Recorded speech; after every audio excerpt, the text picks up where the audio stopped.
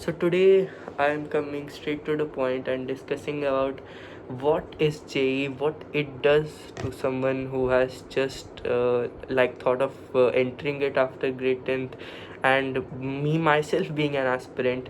This video might be a bit hypocritical because I myself is having my JE exam in few days, and this video might be my own way of excusing that why my prep was very good or very bad. I am not going to disclose that, and it's up to you whether you want to even think about that my prep is good or bad. Would not be a question of people who have great minds, or do not care about someone else and focus on their own, because that's what it really is. JE, it really matters that what you think and how you behave. It is your own mindset which keeps you going. It's not that you're smart or you're someone. Everyone who takes science, they most of the time think they are capable and will succeed in JE, which is a true thing if they do not get distracted. Is not the word, I think, because everyone gets distracted, and if someone don't get distracted, like, they have to be really focused towards the goal, which does not happen 99% of the time.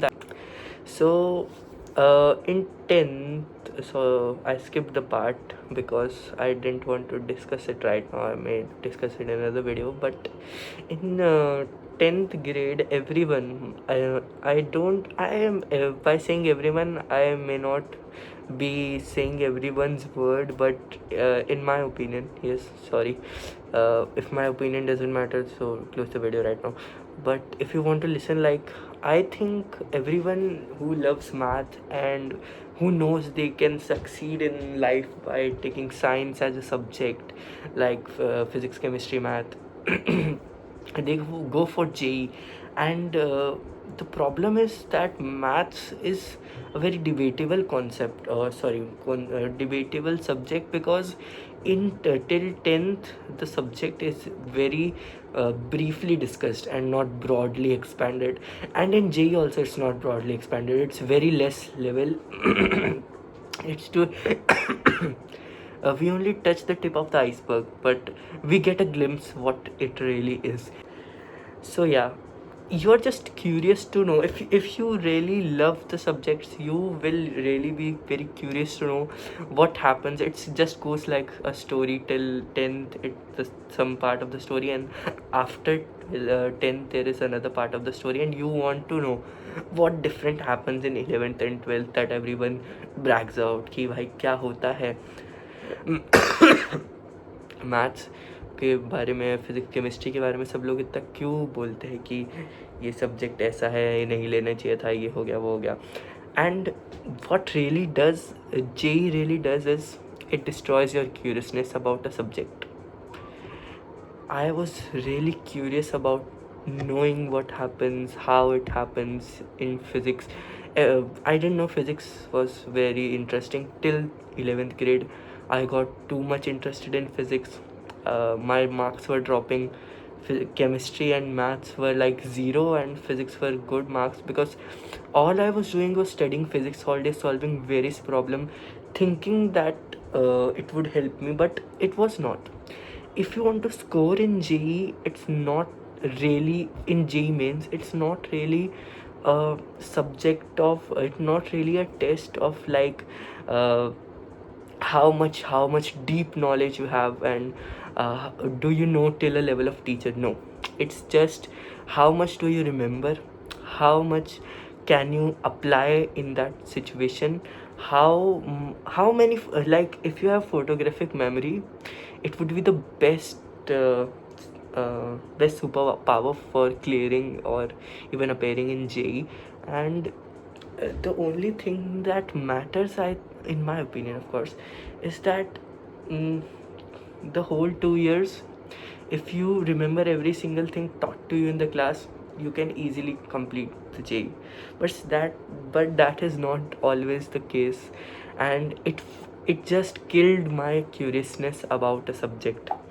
I was I was doing Erudov problems in physics, but I had to stop, or my score would go down. It's not that it killed my curiousness, and now I'm struggling with my own favorite subject like physics. I'm sometimes struggle, and it really feels so bad. In 10th grade, I took science for doing maths, just earlier discussed, because I love math. And you know what, no, if you ask any G aspirant who is average, and I would not say they everyone would say it, but they would say that they struggle with maths, and maths is the tough subject for JEE, which is true, and nobody wants to study it. They only do JEE just to score marks in the tests. Like that's the only point of the subject, which should not be the only point of the subject. A point of the subject for a given test should be that you should be able to understand its concepts, apply it in real life, and help finding solutions with the subject to the problems which are occurring in the real life, in which the subject could help. And tests like these, they finish the curiosity of a child. They reduce the brain power. If you really think your power has increased, it has increased because you are remembering formulas, you are understanding things which are broader than what you have been told till now. So you think your brain has expanded. No, your brain has not expanded. It has just shrunk down. Your capacity to understand, your ability to learn new things, if it has decreased. Where are new ideas? Where are new innovations? Where are examples? Nobody talks about it in JEE.